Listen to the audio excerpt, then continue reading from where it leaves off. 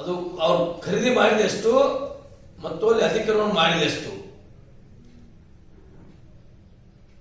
ಈಗ ಕೆಂಪವಾಡ, ನವನ್ಯಾಳ, ಕೌಲಗುಡ್ಡ ಮತ್ತು ಸಿದ್ದೇವಾಡಿ ಈ ಗ್ರಾಮದಲ್ಲಿ ಇಟಿಪಿ ಪ್ಲಾಂಟ್ ಅದ ಕುಲಸಿತ ನೀರನ್ನು ಬಿಟ್ಟು ಅಲ್ಲಿ ಬಾವಿಗಳು, ಬೋರ್ಗಳು ಎಷ್ಟು ಕೆಟ್ಟು ಹೋಗಿ ಆ ರೈತರ ಕಂಗಾಲಾಗಿದ್ದಾರೆ.